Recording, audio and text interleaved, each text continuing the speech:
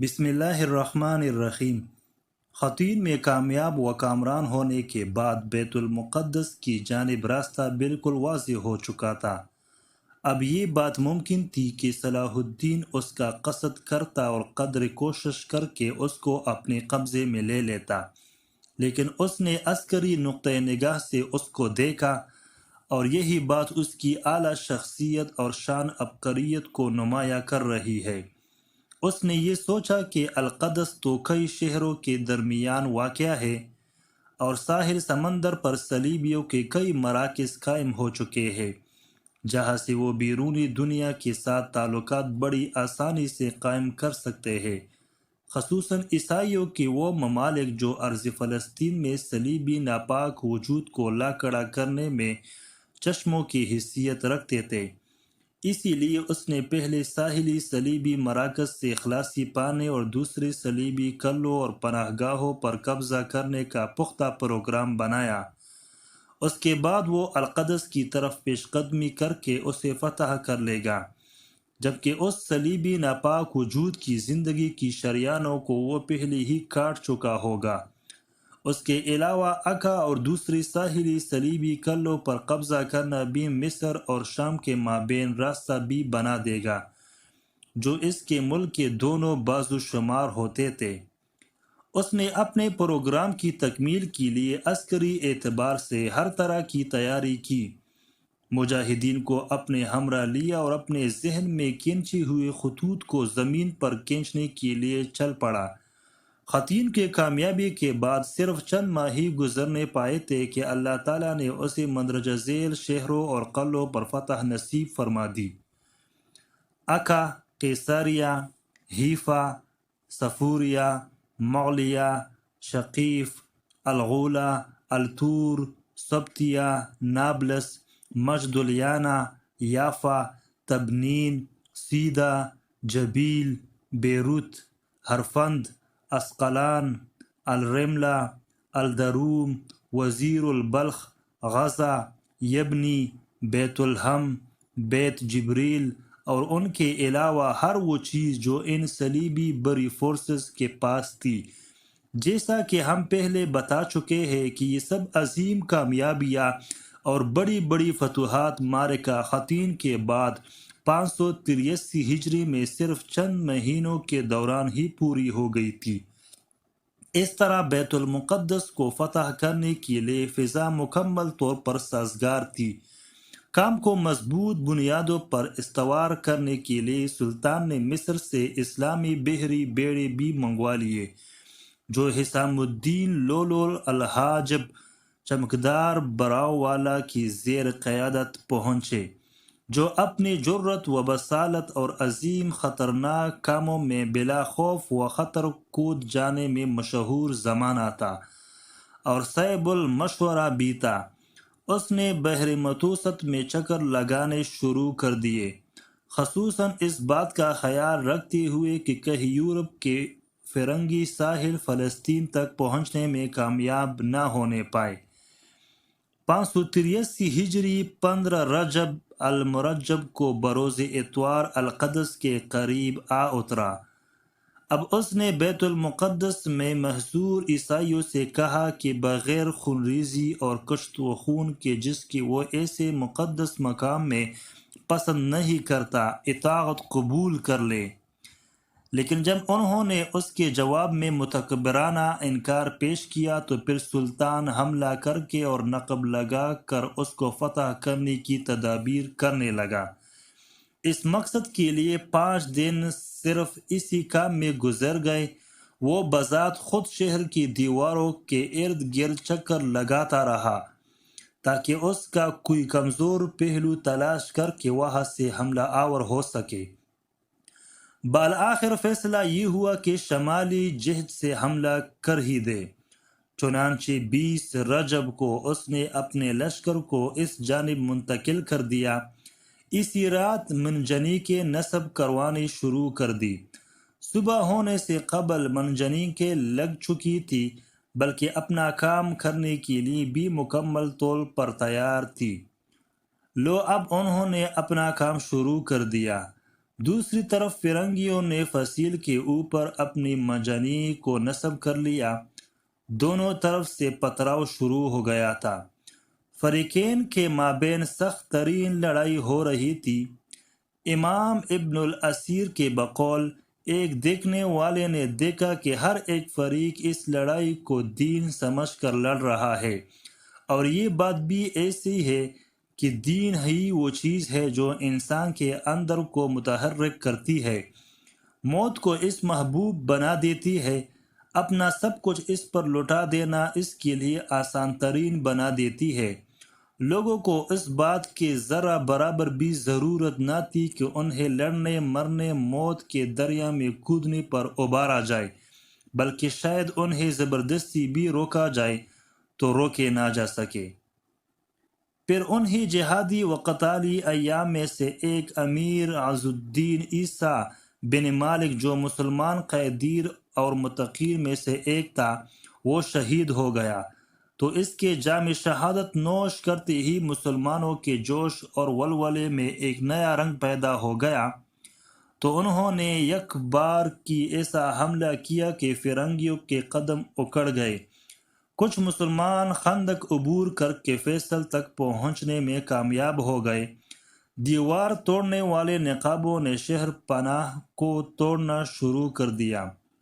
اس دوران دشمن کو دور رکھنے کے لیے منجنیق بلا توقف پتراؤ کر رہی تھی، اور تیر انداز مسلسل تیروں کی موسلادھار بارش برسا رہے تھے، تاکہ یہ نقاب دیوار توڑنے والے اپنے مقاصد کو حاصل کرنے میں کامیاب ہو سکے، یعنی یہ ان کے لیے کور فائر تھا۔ تو جب ان فرنگیوں کے دفاع کرنے والوں نے مسلمانوں کے حملے کی شدت، ان کے ارادوں کی صداقت اور القدس رسول معظم صلی اللہ علیہ وآلہ وسلم کی سب معراج کی عارضی قیام گاہ کو چھڑوانے کی خاطر موت کو سینے لگانے کی جذبات کو دیکھا، تو انہیں اپنی ہلاکت و بربادی کا یقین ہو گیا، اور سوائے امان طلب کرنے کی کوئی چارہ نہ دیکھا، تو وہ مذاکرات کرنے کے لیے مائل ہوئے۔ دنیا میں کافر قوموں سے مذاکرات کا طریقہ بھی یہی ہے کہ جہاد جاری رکھا جائے اور اللہ کے دشمنوں کا گھیرا تنگ کیا جائے کہ وہ مذاکرات کی اپیل کرے۔ یہ نہ ہو کہ مسلمان کمزوری دکھاتے ہوئے خود مذاکرات کی دعوت دے، اور وہ بھی مغلوبانہ جمہوری انداز میں، کہ جس طرح آج کل ہو رہا ہے۔ پہلے مسلمانوں پر ظلم کیا جاتا تھا، ان کو ذلیل کیا جاتا ہے، اور پھر مذاکرات کی سازش کر کے ان کو نام نہاد معاہدوں کی جال میں پانس کر بے بس کر دیا جاتا ہے۔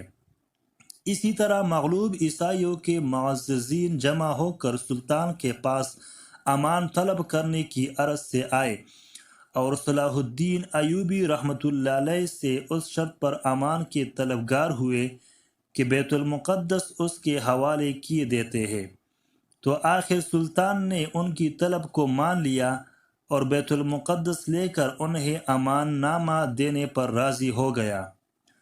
سلطان نے اس شرط پر امان دے دی کہ عیسائی باشندوں میں سے تمام مرد فی کس 10 دینار اور عورتیں فی کس 5 دینار اور بچے فی کس 2 دینار جزیہ دے سکے، اپنا ضروری اسباب اور جانیں لے کر چلے جائے، اور جو اس فدیہ یعنی زرتلافی کو ادا نہ کر سکے وہ بطور غلاموں کے مسلمانوں کے قبضے میں رہیں گے۔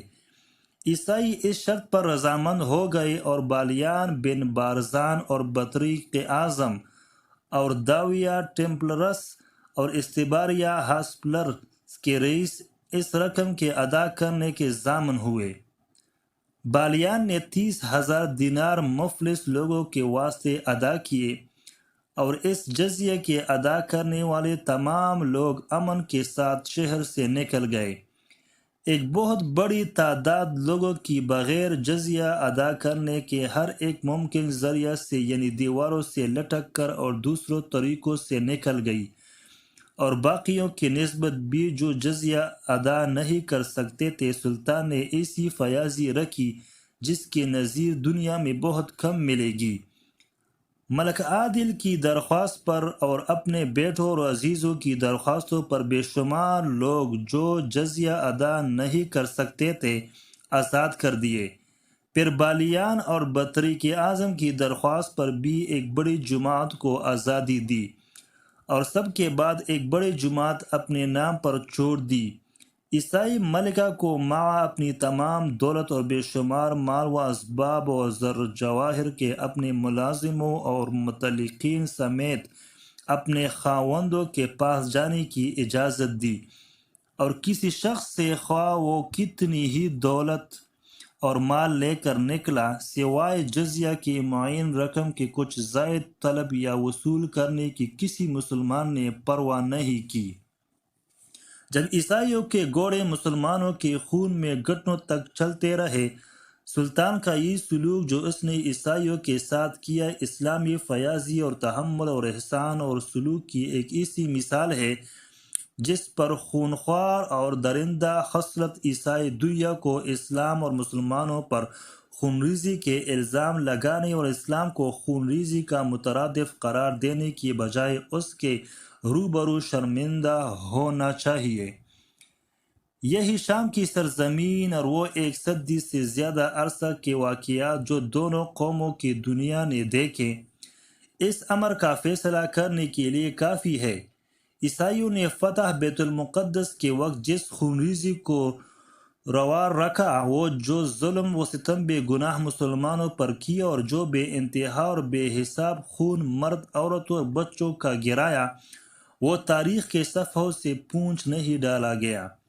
گاڈ فری اور ریمنڈو وغیرہ فاتحین بیت المقدس نے جو خط اس وقت پوپ کو فتح بیت المقدس کی نسبت لکھا تھا، اس میں فتح کی خبر لکھنے کے بعد لکھا کہ اگر تم معلوم کرنا چاہتے ہو کہ ہم نے ان دشمنوں کے ساتھ جن کو ہم نے شہر میں پایا کیا کیا، تو تم کو بتایا جاتا ہے کہ رواق سلیحان اور گرجا میں ہمارے گھوڑے تک مسلمانوں کے ناپاک خون چلتے رہے۔ امان نامہ پر دستخط ہو جانے کے بعد تمام جنگ کرنے والے لوگوں کو جو یروشلم میں تھے سوریہ طرابلس چلے جانے کی اجازت مل گئی۔ فاتح نے باشندوں کو ان کی جانیں بخشی اور ان کو چند دیناروں پر مشتمل حقیر سی رقم کے بدلے اپنی آزادی خریدنے کی اجازت دے دی۔ تمام عیسائیوں کو باستثنائی یونانیوں اور شامی عیسائیوں کے 4 دن تک یروشلم سے چلے جانے کا حکم دیا گیا۔ شامی اور یونانی عیسائیوں کے ساتھ قطعی رعایت کی گئی اور ان کو ہر ایک آزادی دی گئی۔ یہ سلطان کا ایک اور احسان تھا۔ زرمخلصی جزیہ کی شرح 10 دینار ہر ایک مرد کے واسطے، 5 عورت اور 2 دینار بچے کے لیے مقرر کی گئے، اور جو اپنی آزادی خرید نہ سکے غلام رہنے کے پابند تھے۔ ان شرائط پر عیسائیوں نے پہلے بہت خوشی منائی، لیکن جب وہ طے شدہ دن قریب آ پہنچا جس پر انہوں نے یروشلم سے رخصت ہونا تھا، بیت المقدس کو چھوڑنے کے سخت رنج اور غم کے سوا ان کو کچھ نہیں سوچتا تھا۔ انہوں نے مسیح کی قبر کو اپنے آنسو سے تر کر دیا اور متاسف تھے کہ وہ کیوں اس کی حفاظت کرنے میں نہ مر گئے۔ انہوں نے کالوری اور گرجاؤں کو جن کو وہ پھر کبھی نہیں دیکھنے والے تھے روتے اور چلاتے ہوئے جا کر دیکھا، بازو میں ایک دوسرے کو گلے لگایا اور اپنے مہلک اختلافات پر آنسو بہائے اور غم کیا۔ آخر وہ مہلک دن آ گیا جب عیسائیوں کو یروشلم چھوڑنا تھا۔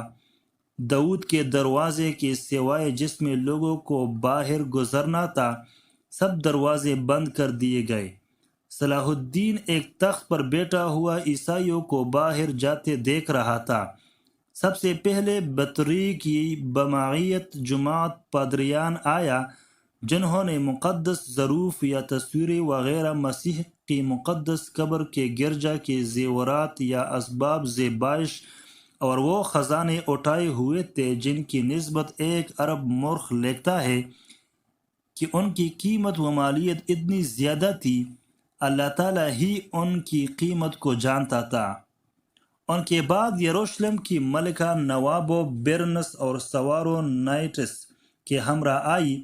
ملکہ کے ہمراہ ایک بہت بڑی تعداد عورتوں کی تھی جو گودیوں میں اپنے بچوں کو اٹھائے ہوئے تھے اور بہت دردناک چیخیں مار رہی تھی۔ ان میں سے بہت سی صلاح الدین کے تخت کے قریب گئی اور اس سے یوں التجا کی، اے سلطان، تم اپنے پاؤں میں ان جنگ آوروں کی عورتوں، لڑکیاں اور بچے دیکھتے ہو جن کو تم نے قید میں روک لیا ہے۔ ہم ہمیشہ کے لیے اپنے ملک کو، جس کو انہوں نے بہادری سے بچایا ہے، چھوڑتی ہے۔ وہ ہماری زندگیوں کا سہارا تھے، ان کو کھو دینے میں ہم اپنی آخری امیدیں کھو چکی ہے۔ یعنی اگر ہمارے مرد آپ کی قید میں چلے گئے اور ہم سے بچھڑ گئے تو ہماری زندگی کی آخری امید اور سہارا بھی ختم ہو جائے گا۔ اگر تم ان کو ہمیں دے دو، یعنی آزاد کر دو، تو ہماری جلا وطنی کی مصیبتیں کم ہو جائے گی اور ہم زمین پر بے یار و مددگار نہ ہوں گے۔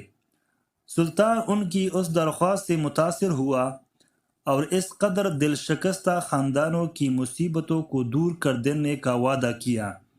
اس نے بچے ان کی ماؤں کے پاس پہنچا دیے اور خاوند آزاد کر کے ان کی بیویوں کے پاس بھیج دیے جو کہ ان کی قیدیوں میں گرفتار تھے، جن کی زر مخلصی، فدیہ یا جزیہ ادا نہیں کی گئی تھی۔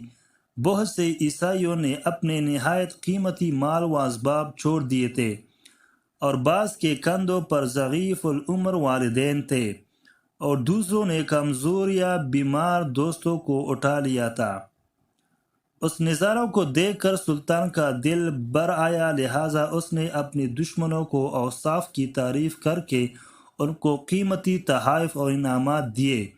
اس نے تمام مصیبت زدہ پر رحم کیا اور ہاسپٹلر فرقہ استباریہ کے لوگوں کو اجازت دی کہ شہر میں رہ کر عیسائی حاجیوں کی خبر گیری اور خدمت کرے اور ایسے لوگوں کی مدد کرے جو سخت بیماری کے باعث یروشلم سے جا نہیں سکتے ہیں۔ اس ویڈیو کو لائک کریں اور چینل کو سبسکرائب کریں۔ شکریہ۔